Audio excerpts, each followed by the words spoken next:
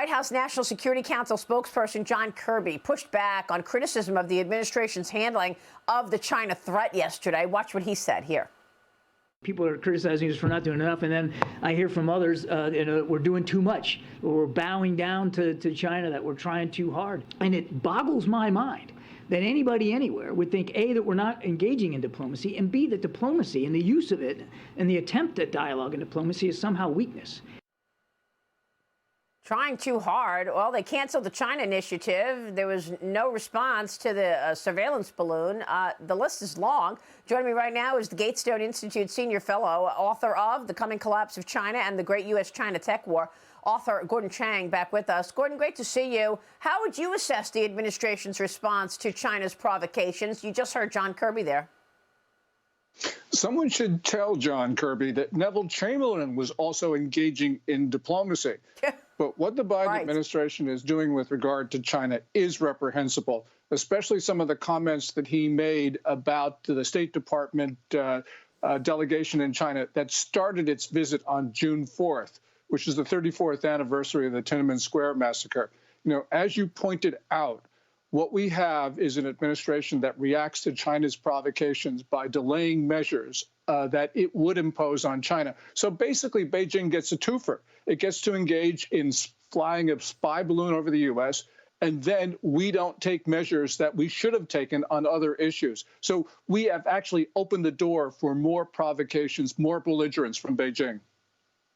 You know, we've talked about Sequoia a bit. This is America's premier venture capital firm.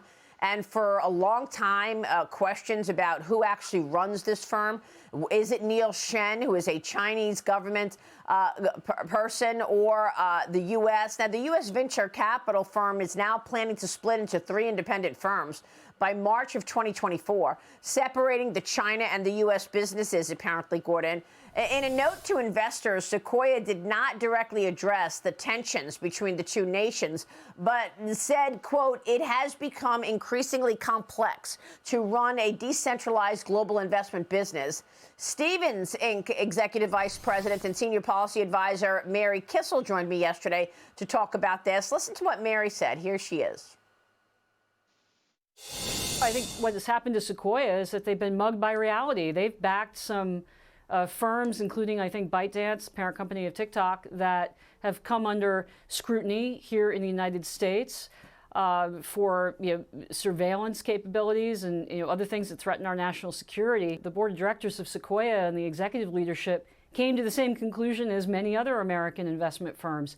It's just, we can't justify the risk here to our brand, our reputation, and we can't quantify what our quote-unquote return might be because we can't do basic due diligence.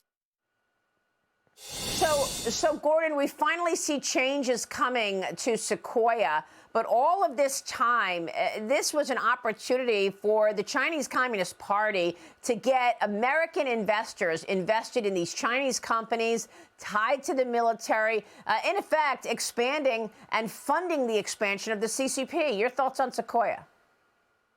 Well, Mary Kissel is certainly right. ByteDance and TikTok are basically instruments of the Communist Party, not only to surreptitiously and illegally steal data, but also to amplify Chinese propaganda narratives because of the TikTok algorithm that curates content. So Beijing has been able to, as they say, to boost the signal of Chinese propaganda.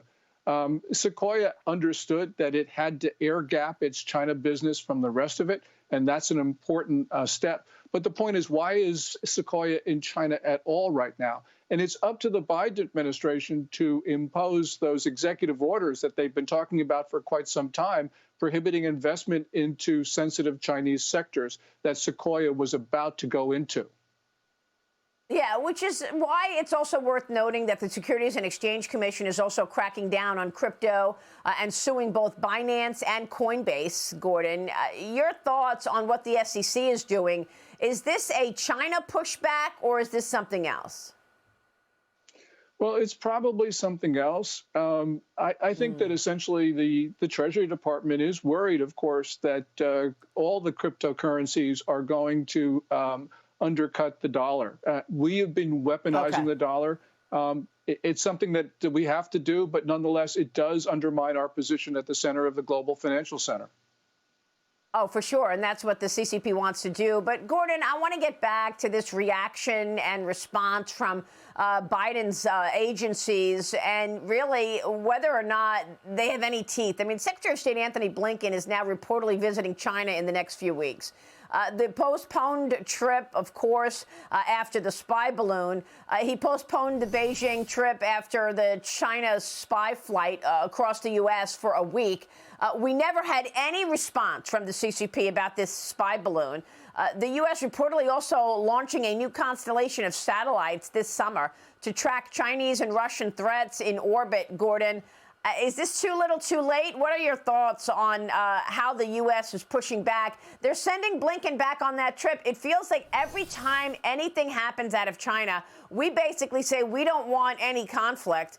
We just want a healthy competition. We never call them an adversary. And now he's back on visiting his counterpart in China. Blinken is. Yeah, the Biden administration is pursuing engagement policy, which the U.S. has done for 50 years, except for the 4 during the Trump era.